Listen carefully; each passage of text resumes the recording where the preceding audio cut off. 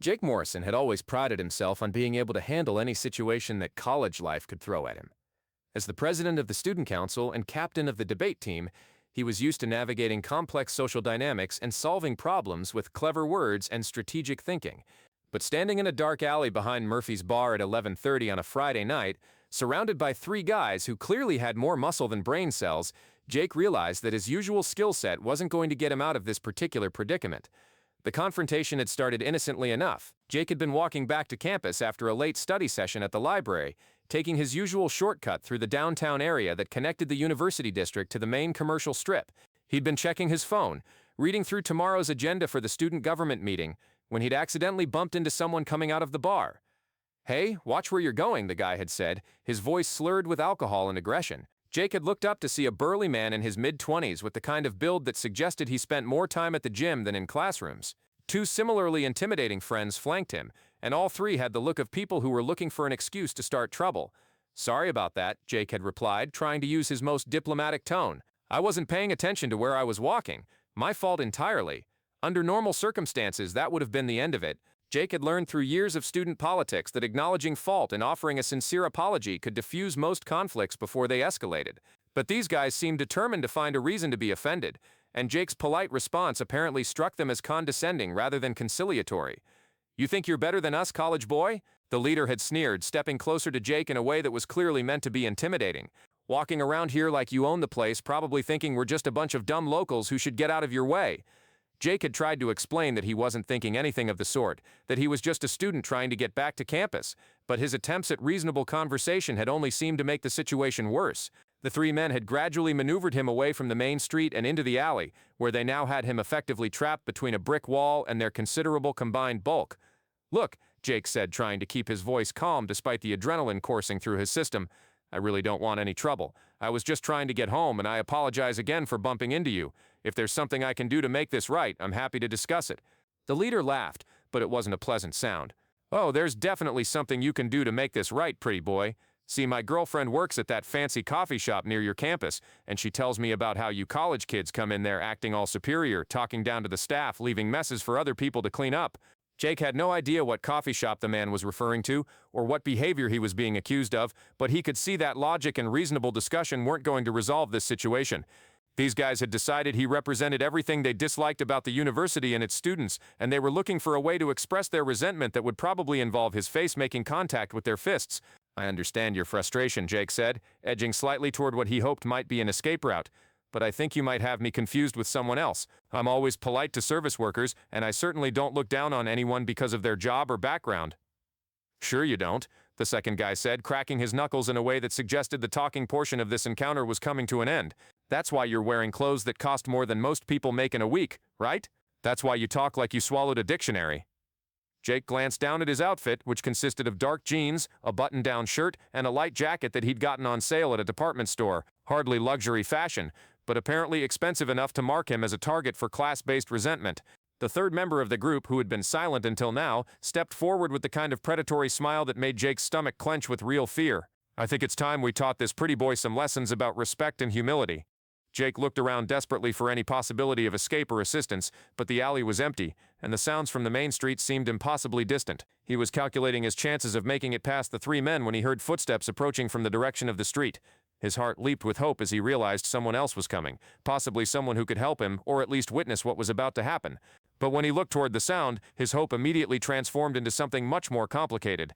Walking toward them with his characteristic confident stride was Ryan Chen, Jake's academic rival, debate team nemesis, and the one person on campus who could consistently make Jake question his own intelligence and competence.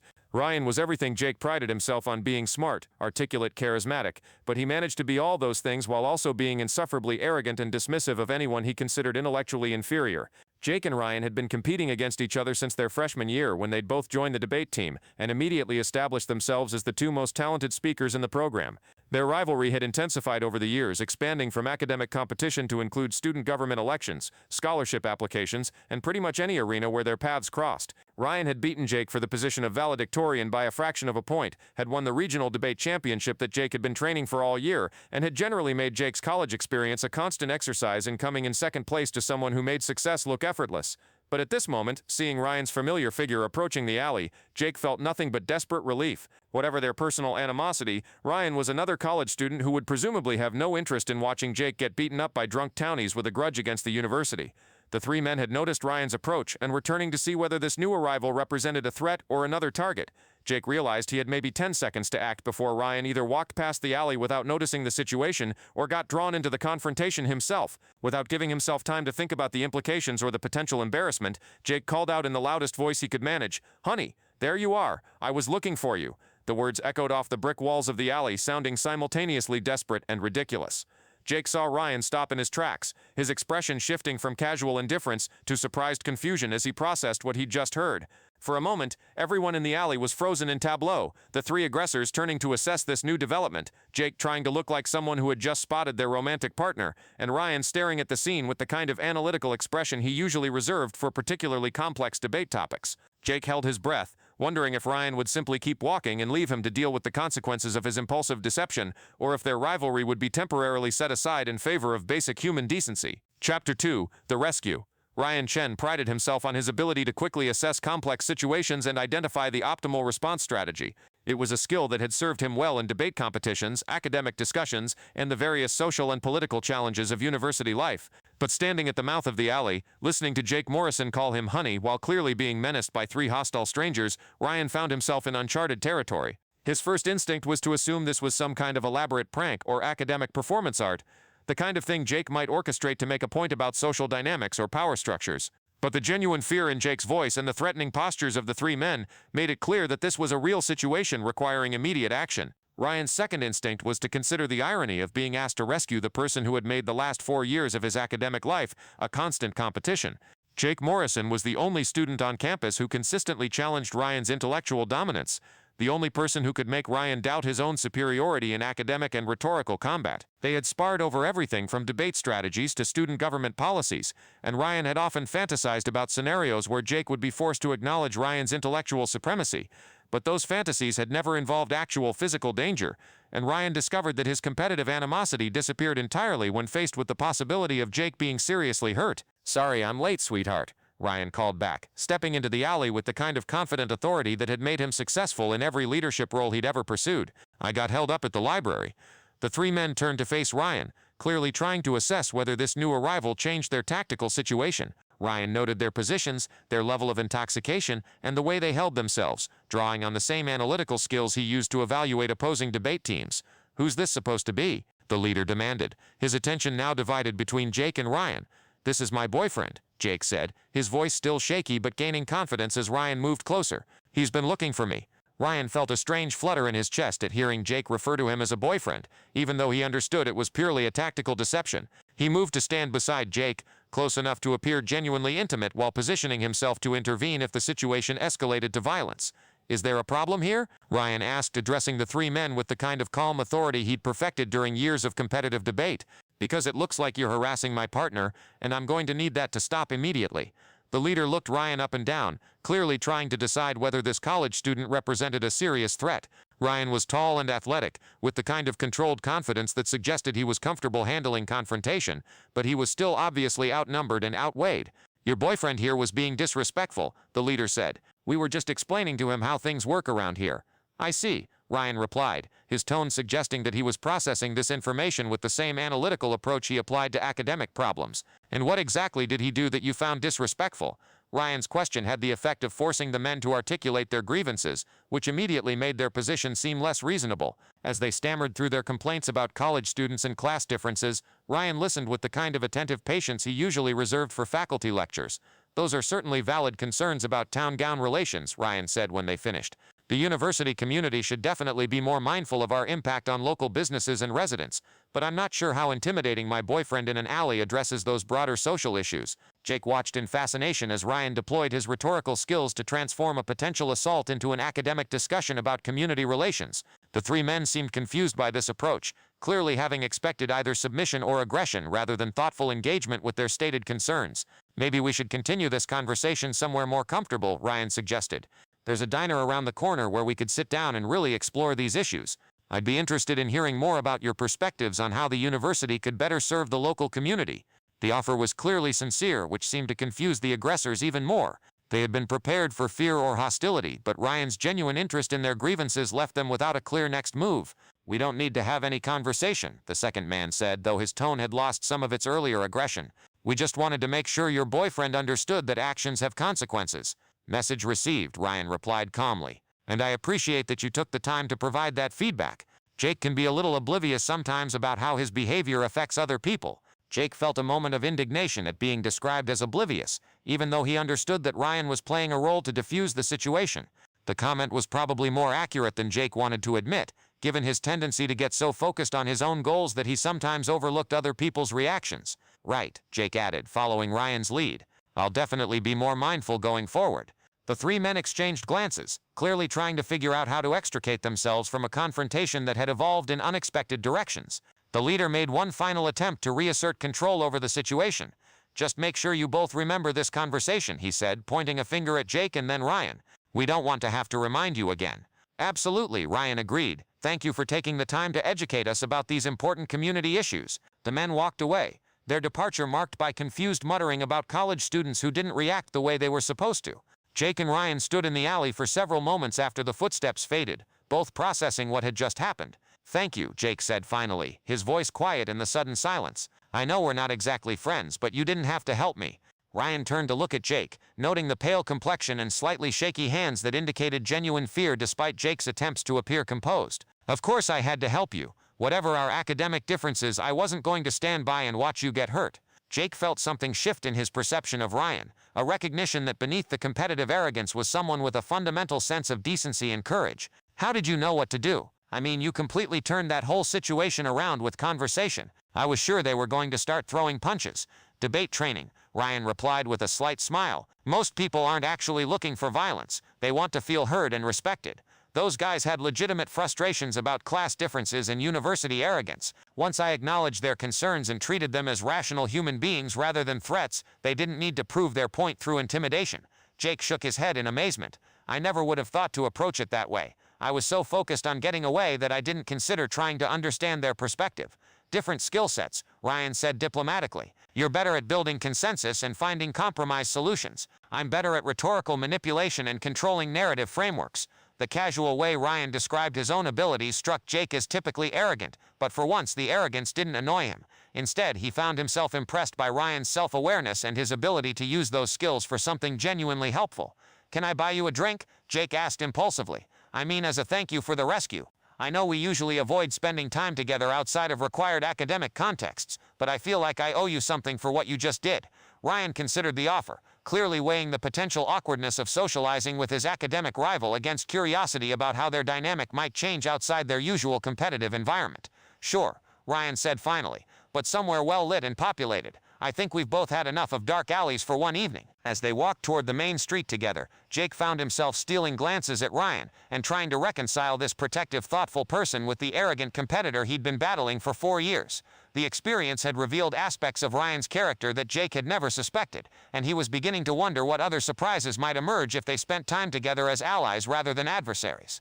Chapter 3. Unexpected conversation. The bar Jake chose was a popular student hangout called the Scholars Tavern, known for its relaxed atmosphere and the kind of crowd that was more interested in conversation than confrontation. As they settled into a quiet corner booth, Jake found himself acutely aware of how strange it felt to be sitting across from Ryan in a social context rather than a competitive one.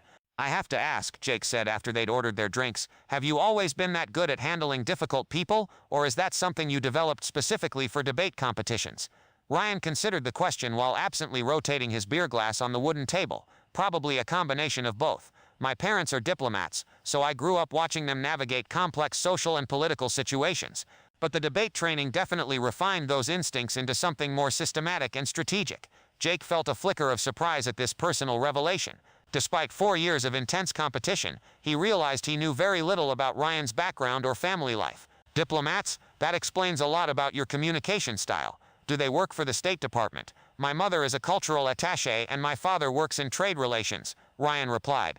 "They've been stationed all over the world, so I spent most of my childhood moving between different countries and learning to adapt to new social contexts every few years." This information reframed much of what Jake thought he knew about Ryan's personality and capabilities. What Jake had interpreted as natural arrogance might actually be the result of extensive experience navigating unfamiliar social environments and establishing credibility with new groups of people. That must have been an interesting way to grow up, Jake said, but also probably pretty challenging in terms of forming lasting friendships and connections. Ryan's expression became more guarded, and Jake sensed he was approaching sensitive territory. It had advantages and disadvantages. I learned to be adaptable and self-reliant, but you're right that it made close relationships more difficult. When you know you're going to be moving again in 2 or 3 years, you tend to invest less emotionally in the people around you. Jake found himself feeling unexpectedly sympathetic toward Ryan, recognizing that his competitive drive and emotional distance might be protective mechanisms developed in response to an unstable childhood. Is that why you're so focused on academic achievement? Because intellectual accomplishments are portable in a way that social connections aren't? Probably, Ryan admitted. Academic success was the one constant in my life, regardless of which country we were living in or what language I was speaking at school. It became my primary source of identity and self-worth. Jake took a sip of his beer, processing this new understanding of his rival's motivations. And here I've been taking all your academic success personally, like you were trying to make me look bad just to prove your superiority. Ryan laughed, the sound more genuine and relaxed than any expression Jake had ever heard from him. Oh, I absolutely was trying to make you look bad, but not because I thought you were inferior, because you were the first person I'd ever met who could consistently challenge me intellectually, and I didn't know how to handle that kind of competition. Jake felt a warm flutter in his chest at what might have been the closest thing to a compliment Ryan had ever given him. So you saw me as a threat to your academic dominance. More than a threat, Ryan replied, his tone becoming more serious. You were the first person who made me question whether being the smartest person in the room was actually an achievable or sustainable goal. Every time I thought I had mastered some subject or skill, you would approach it from a completely different angle and find insights I had missed. Jake stared at Ryan in amazement, hardly able to believe what he was hearing. Are you serious? You've beaten me for every major academic honor and award for 4 years running. I've spent most of college feeling like I was constantly coming in second place to someone who made everything look effortless. Effortless? Ryan shook his head in disbelief. Jake, I have worked harder in the last 4 years than I ever have in my life, specifically because I knew you were working just as hard and I couldn't afford to let up for even a moment. Every paper, every exam, every presentation, I prepared for all of them like they were the most important academic challenge of my life. Jake felt his worldview shifting as he realized that Ryan's success hadn't been the result of natural superiority, but of intense effort motivated by the same competitive drive that had pushed Jake to his own academic achievements. So we've basically been in an arms race of academic overachievement for 4 years. Pretty much, Ryan confirmed. Though I have to say, it's been the most intellectually stimulating 4 years of my life. Even when I wanted to strangle you for making some brilliant point I hadn't considered, I was grateful to have an opponent who pushed me to be better than I thought I could be. Jake felt a complex mixture of emotions as he processed this revelation. Relief that Ryan's success hadn't diminished his own accomplishments, pride that he had been able to challenge someone as capable as Ryan, and a growing curiosity about what their dynamic might become if they channeled their competitive energy in the same direction rather than against each other. Can I ask you something else? Jake said, emboldened by the unexpected honesty of their conversation. Back in the alley when I called you honey, why did you play along? You could have just kept walking, or told those guys you didn't know me. Ryan was quiet for a long moment, apparently considering how to answer the question. Honestly? The first thing I thought was that you must be desperate to ask for help from someone you usually go out of your way to avoid. And then I realized that regardless of our academic rivalry, I cared more about your safety than I did about maintaining our competitive dynamic. Jake felt his heart skip slightly at the implications of Ryan's answer. You cared about my safety? Of course I did, Ryan replied, seeming surprised that this would be questionable. Jake, we may be academic rivals, but that doesn't mean I want anything bad to happen to you. If anything, our competition has made me respect your intelligence and capabilities more than I respect most people's. Jake found himself studying Ryan's face, looking for signs of the arrogance and dismissiveness that had characterized most of their previous interactions. Instead, he saw someone who appeared genuine, thoughtful, and unexpectedly vulnerable in his willingness to share personal information and admit to feelings of insecurity. I have a confession to make, Jake said, deciding that Ryan's honesty deserved reciprocation. I've spent 4 years being intimidated by you and telling myself that I disliked your personality, but I think what I actually disliked was how much I wanted your respect and approval. Ryan's eyebrows rose in surprise. My respect and approval? Jake, you're one of the most accomplished students at this university. Why would you care what I think about your work? Because you're the only person whose opinion represents a real challenge, Jake admitted. Getting praise from professors or recognition from academic committees feels good, but it doesn't mean as much as knowing that someone who understands the material as well as you do thinks I've done something worthwhile." Ryan stared at Jake for several seconds, his expression suggesting that he was re-evaluating their entire relationship in light of this new information. "So we've both been desperately trying to impress each other while pretending to be dismissive competitors?" "Apparently so," Jake confirmed, feeling slightly embarrassed by how obvious their motivations seemed once stated explicitly. Ryan shook his head with a rueful smile. "We might be the two most emotionally intelligent people on campus, and we've completely misunderstood each other for 4 years." Jake laughed, feeling a lightness he hadn't experienced around Ryan since their freshman year, before their rivalry had intensified into something consuming and stressful. "Maybe we should consider the possibility that we'd be more effective as allies than as enemies." "I'd like that," Ryan said, his response immediate and sincere. "Though I have to warn you, I'm not entirely sure how to interact with you outside of competitive contexts. My social skills are much better suited to formal situations than casual friendships." "We'll figure it out," Jake replied, surprised by how much he was looking forward to the challenge of building a different kind of relationship with Ryan. "Though I reserve the right to occasionally bring up the fact that you saved me from getting beaten up by drunk townies. That's definitely going to be useful leverage in future disagreements." Ryan grinned, an expression that transformed his usually serious features into something warm and genuinely appealing. "And I reserve the right to remind you that you called me honey in public, which gives me excellent blackmail material for the rest of our academic careers." As they continued talking late into the evening, Jake found himself seeing Ryan with completely new eyes. The arrogance he had resented was revealed to be confidence born of hard work and high standards. The emotional distance he had interpreted as dismissiveness was actually protective caution developed in response to a childhood of constant change and uncertainty. Most surprisingly, Jake discovered that he genuinely enjoyed Ryan's company when it wasn't filtered through academic competition. Ryan was funny, insightful, and unexpectedly self-deprecating about his own quirks and limitations. He was also, Jake was beginning to realize, remarkably attractive when he smiled with genuine warmth rather than competitive satisfaction. By the time they parted ways outside the bar, Jake was looking forward to their next conversation with an eagerness that had nothing to do with academic rivalry and everything to do with personal curiosity about the complex, fascinating person he was just beginning to understand. Chapter 4, Growing Closer. Over the next few weeks, Jake and Ryan found themselves spending increasing amounts of time together, ostensibly to work on a joint research project for their senior seminar, but actually because they had discovered a genuine compatibility that extended far beyond their shared academic interests. What had started as a tentative truce had evolved into something that felt remarkably like friendship, though Jake was beginning to suspect that his feelings were becoming more complicated than simple platonic appreciation.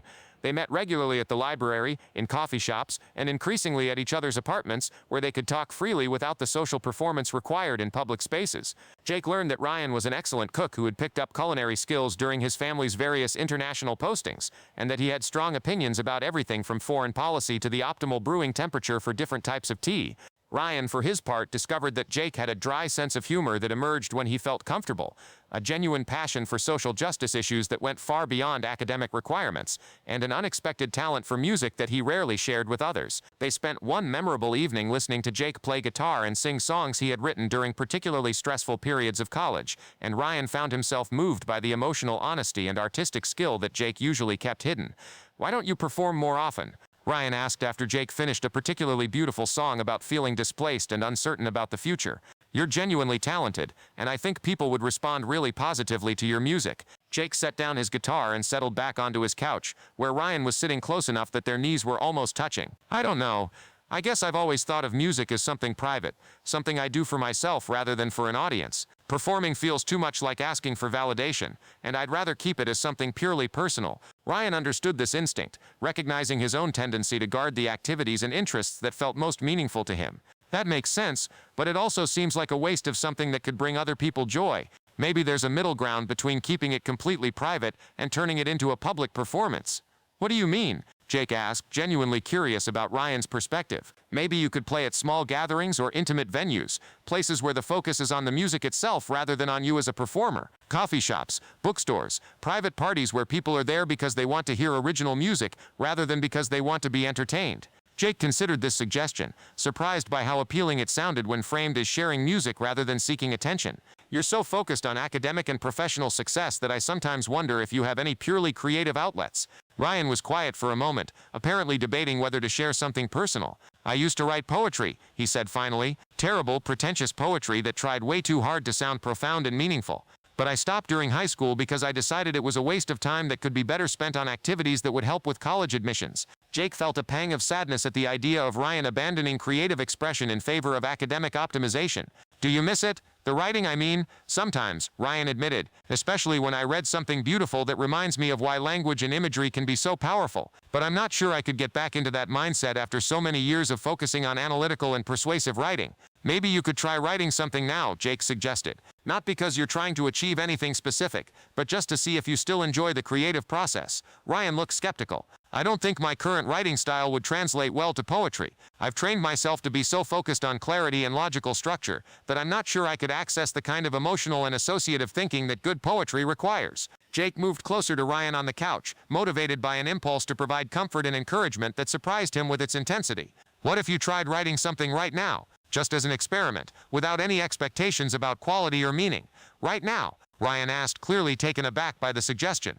Why not? You could write about anything. This evening, something you remember from childhood, a random observation about college life. It doesn't have to be good, it just has to be honest. Ryan looked around Jake's apartment as if searching for inspiration, his analytical mind clearly struggling with the open-ended nature of the assignment. I wouldn't even know where to start. Start with something concrete, Jake suggested. Describe something you can see or hear or feel right now, and then let your mind wander to whatever associations or emotions it brings up. Ryan's gaze settled on Jake's face, and he was quiet for several moments before speaking. Your apartment smells like coffee and old books, and there's music equipment scattered around like the remnants of creative explosions. The lamplight makes everything warm and golden, and you're sitting close enough that I can see the little scar above your left eyebrow that you got from falling off your bike when you were 8. Jake felt his breath catch at the unexpected intimacy of Ryan's observation, particularly the reference to a childhood story he had shared several weeks earlier. That's a beautiful start. What does it make you think about or feel? Ryan continued, his voice becoming softer and more thoughtful. It makes me think about how rare it is to feel completely comfortable in someone else's space, to feel like you belong somewhere that isn't your own carefully controlled environment. And it makes me realize that I've been so focused on maintaining distance and control that I'd forgotten what it feels like to want to stay somewhere just because it feels like home. Jake felt a flutter of something warm and complicated in his chest, recognizing that Ryan's improvised poetry was describing feelings that mirrored his own growing attachment to their friendship.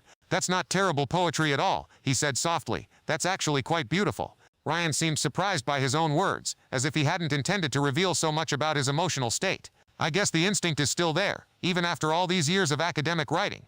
Maybe you should trust that instinct more often, Jake suggested, though privately he was more focused on processing the implications of Ryan's description of feeling at home in Jake's space. They sat in comfortable silence for several minutes, both apparently lost in their own thoughts about creativity, vulnerability, and the unexpected directions their relationship had taken. Jake found himself studying Ryan's profile in the warm lamplight, noting the strong jawline, the intelligent eyes, and the way Ryan's usually perfect composure had given way to something more relaxed and genuine. Jake, Ryan said suddenly, turning to meet his gaze directly, can I ask you something that might be too personal? Of course, Jake replied, though he felt his heart rate increase with anticipation. When you called me honey in that alley, was it purely strategic, or was there some part of you that wanted an excuse to claim some kind of connection with me? Jake felt his cheeks warm at the directness of the question, and the implications behind it. Why do you ask? Because I've been thinking about that moment a lot, Ryan admitted, and I've been wondering whether my reaction was purely about helping someone in danger, or whether I was also responding to the possibility of being important to you in a way that went beyond academic rivalry.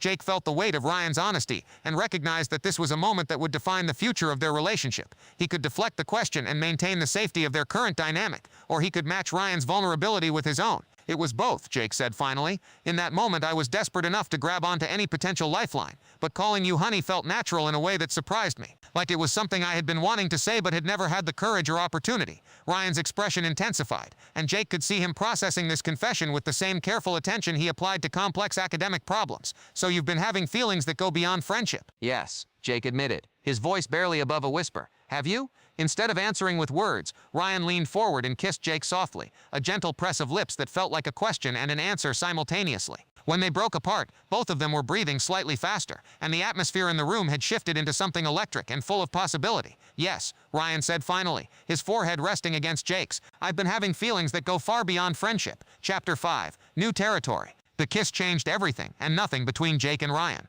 They still met regularly to work on their research project, still engaged in spirited discussions about academic topics, and still maintained the intellectual connection that had formed the foundation of their evolving relationship. But now there was an underlying current of romantic tension and physical awareness that colored every interaction, even the most mundane conversations about class schedules or research methodologies. Jake found himself constantly aware of Ryan's presence in ways that were both thrilling and distracting. The way Ryan absently ran his fingers through his hair while thinking, the way he leaned forward with intense focus when engaged in debate, the way his eyes lit up when he made a particularly clever argument, all of these familiar behaviors now carried additional meaning that made Jake's heart race and his concentration waver. Ryan seemed to be experiencing similar effects.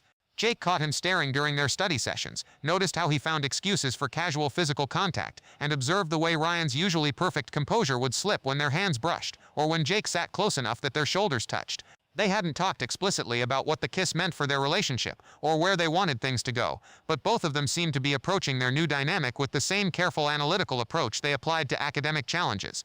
They were testing boundaries, gathering information, and trying to understand how romantic feelings might coexist with their intellectual partnership.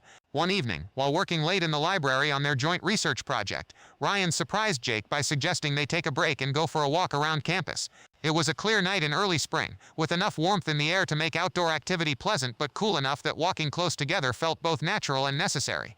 "I've been thinking about what you said the other night," Ryan said as they strolled past the Gothic Revival buildings that gave their university its distinctive architectural character. "About how our competition made you want my respect and approval." Jake felt a familiar flutter of nervousness at the mention of his confession, even though Ryan's